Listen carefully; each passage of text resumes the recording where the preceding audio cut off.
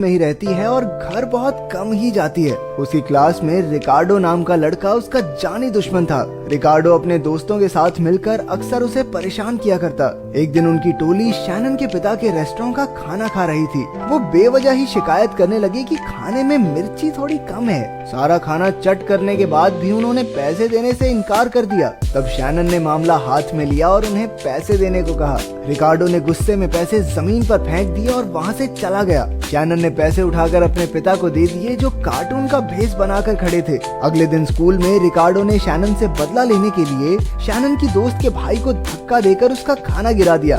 ये बदला लेने का कौन सा तरीका भाई? लड़की से बदला लेने के लिए उसकी दोस्त के भाई के चाचे के मामे के फूफे को धक्का दे देते हैं। खैर शैनन के दोस्तों ने उसे ये सब नजरअंदाज करने को कहा, लेकिन शैनन उन्हें इतनी आसानी से छोड़ने वाली नहीं थी। वो सीधा जाकर रिकार्डो की टोली के पास बैठ गई और उनकी थाली से उठाकर खाना खाने लगी। रिकार्डो गुस्से में अपने साथियों के साथ वहाँ से चला गया। बाद में शैनन को पता चला कि रिकार्डो ने उसके सारे कपड़े खराब कर दिए हैं। उनकी गैंग मिलकर हर रोज किसी न किसी तरह शैनन को तंग करती थी। वो कभी उसे गिरा देते, कभी उसके खाने में मेंढक डाल देते और कभी कभी बेवजह उस पर हंसने लगते। उस शहर में एक दुकान के बाहर कुंफू के मुकाबले हुआ करते थे। शैनन को खबर मिली कि रिकार्डो आज तक उस टूर्नामेंट में किसी से नहीं हारा। उसने सबके सामने जाकर रिकार्डो को मुकाबले की चुनौती दे दी। उसने शर्त रखी कि अगर वो जीत गई तो रिकार्डो को स्कर्ट पहनकर घूमना होगा। बदले में रिकार्डो ने भी शर्त रखी कि अगर वो जीत गया तो शैनन भी बाल कटवाकर मर्दों की तरह कपड़े पहनकर घूमेगी।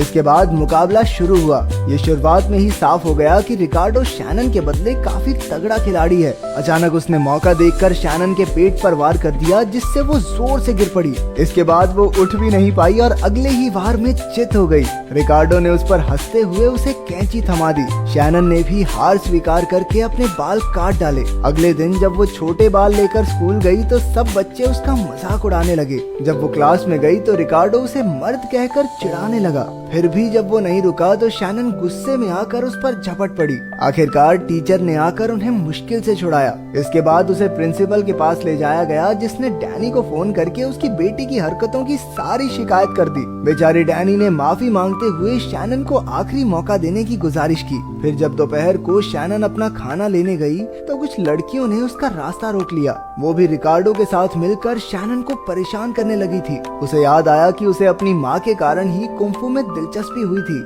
जहाँ बाकी माएं अपनी बेटियों को राजकुमारी बनाती थी, वहीं शैनन की माँ उसे कुंफू की ट्रेनिंग दिया करती। उस रात डैनी ने शैनन को फोन करके उसे घर आने को कहा, क्योंकि वो 3 महीने से घर नहीं आई थी। ना चाहते हुए भी शैनन ने हाँ कर दी। फिर डैनी ने एक इन्वेस्टर को फोन करके उसे अपनी नई गेम दिखाने के लिए बुलाया। उसने एक वर्चुअल गेम बनाई थी जिसमें खिलाड़ी को असलियत में लड़कर जीतना होगा। रात को शैनन घर आकर अपने पिता से मिली। डैनी ने उससे बात करने की कोशिश की, लेकिन वो बहुत बुरे तरीके से बात कर रही थी। डैनी ने जब उसके बालों के बारे में पूछा तो उसने कोई बहाना बना दिया, लेकिन स्कूल में परेशान किए जाने की बात नहीं बताई। जब उसके पिता ने कहा कि उसकी माँ के गुजर जाने के बाद से वो काफी बदल गई है, तो शैनन ने उसे ही इसका दोषी ठहराया। उसके शब्दों में इतनी कड़वाहट थी कि डैनी दुखी होकर वहाँ से चला गया। कुछ देर बाद शैनन उसके कमरे में गई, जहाँ उसे टेबल पर एक अजीब सा गले का हार दिखा। वहाँ एक हेडसेट भी था जिसे शैनन ने पहन लिया। उसी वक्त वो 500 साल पुराने चाइना की वर्चुअल दुनिया में पहुँच गई।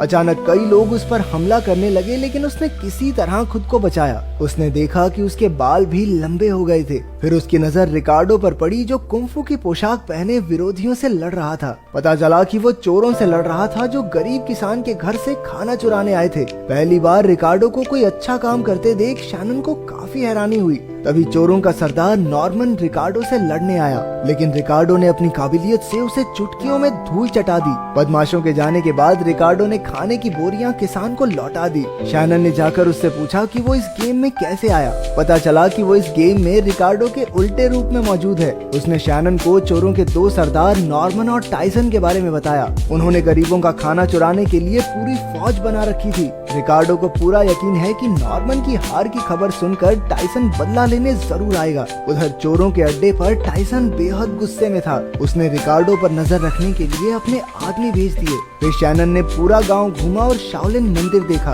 वहाँ उसने डैरिल को भी देखा जो असलियत में उसे बहुत परेशान करता था, लेकिन यहाँ वो एक अच्छा इंसान था। उनके स्कूल का प्रिंसिपल यहाँ मार्शल आर्ट्स का टीचर था। वहाँ शैनन की मुलाकात गांव के सरदार से भी हुई। अचानक एक दिन रिकार्डो बीमार होकर बेहोश हो गया। गांव वाले तुरंत उसे एक वैद्य के पास लेकर गए जो मार्शल आर्ट्स की एक बेहतरीन योद्धा भी थी। बाद में जब रिकार्डो ठीक हुआ तो शैनन उस वैद्य के साथ गांव घूमने निकली। उन्हें एक पुरानी झोपड़ी दिखाई दी जिसमें एक भद्दा सा आदमी ध्यान लगाकर बैठा था। वैद्य ने बताया कि ये आदमी दरअसल उसके पिता हैं। वो गांव-गांव घूमकर चोरों को पकड़ते और लोगों की मदद करते थे, लेकिन जब से उसकी माँ की मौत हुई है वो 1 साल से झोपड़ी से बाहर तक नहीं निकले। फिर शैनन ने कुछ दिन गाँव में रहकर मार्शल आर्ट सीखा।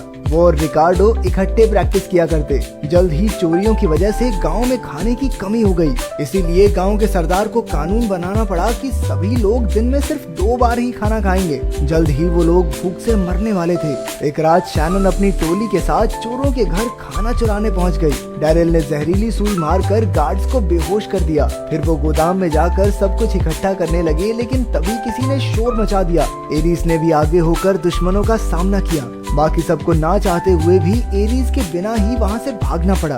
अगले दिन शैनन ने गांव के सरदार से एरिस को बचाने को कहा, लेकिन उसने ये कहकर इनकार कर दिया कि एरिस चोरी कर रही थी, जो कि कानून के खिलाफ है। हताश होकर शैनन एरिस के पिता बाव से मदद मांगने गई। शैनन ने उसे बताया कि वो भी अपने पिता को अपनी माँ की मौत का जिम्मेदार समझती रही। अचानक बाव झोपड़ी से अपनी बेटी को बचाने निकल आया। उसने चोरों के अड्डे पर हमला करके सारे गार्ड्स को चित कर दिया। आखिरकार उसने एरिस को बचा लिया और दोनों फिर से घूमने निकल गए। शैनन उन्हें रोकना चाहती थी, लेकिन बाव ने उसे विश्वास दिलाया कि वो खुद चोरों का सामना कर सकते हैं। उधर जब टाइसन को खबर मिली कि उसके आदमियों पर हमला हुआ है, तो वो अपनी फौज के साथ गांव में घुसने को तैयार हो गया। उधर शैनन, डैरिल और रिकार्डो जानते थे कि ऐसा जरूर होगा, इसलिए वो मिलकर तरकीब लगाने लगे। शैनन जानती थी कि दुश्मन को हराने का कोई तरीका तो जरूर होगा, क्योंकि आखिरकार ये है तो एक गेम ही ना। फिर उसे अपने पिता की टेबल पर पड़ा वो हार याद आया। ऐसा हार उसने एक चोर को पहने हुए देखा था। कुछ ही घंटों में टाइसन ने अपनी फौज के साथ गांव पर हमला बोल दिया।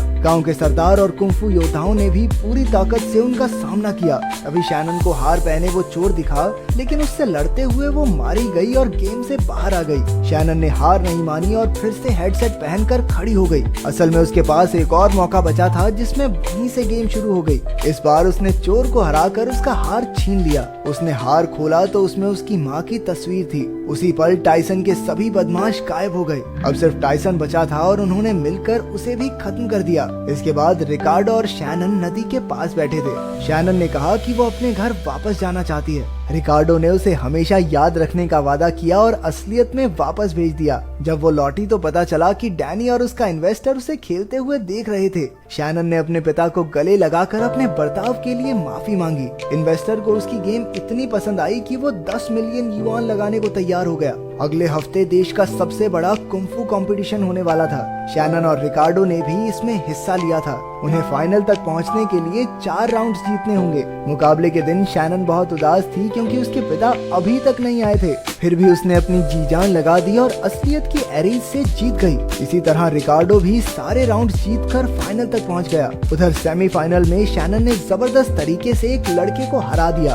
अब सिर्फ शैनन और रिकार्डो का मुकाबला बाकी था। सभी लोग उनका बेसब्री से इंतजार कर रहे थे। मुकाबला शुरू होते ही रिकार्डो ने पहला वार किया, लेकिन शैनन उससे बच गई। ठीक इसी तरह रिकार्डो भी शैनन के सभी हमलों से बचता रहा। पहले राउंड में दोनों में से किसी को भी मारने का मौका नहीं मिला। फिर रेफरी ने सीटी बजाई, लेकिन रिकार्डो ने फिर भी शैनन पर धोखे से हमला कर दिया।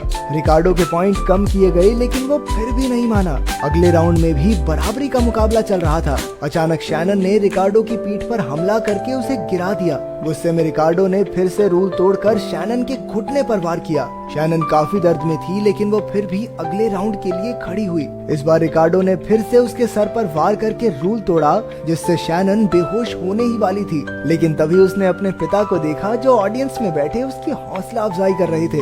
एक नए जोश के साथ शैनन एक बार फिर से खड़ी हुई। उसे गेम वाले रिकार्डो से सीखी तकनीक याद आई और उसने वही इस्तेमाल की। एक ही बार में रिकार्डो चित हो गया और शैनन ने मुकाबला जीत लिया। हजारों लोगों की तालियों के बीच वो भागकर अपने पिता के गले लग गई। आखिरकार जब वो स्कूल वापस लौटी तो उसने रिकार्डो की ओर दोस्ती का हाथ बढ़ाया। रिकार्डो ने भी मान लिया कि आखिरी मुकाबला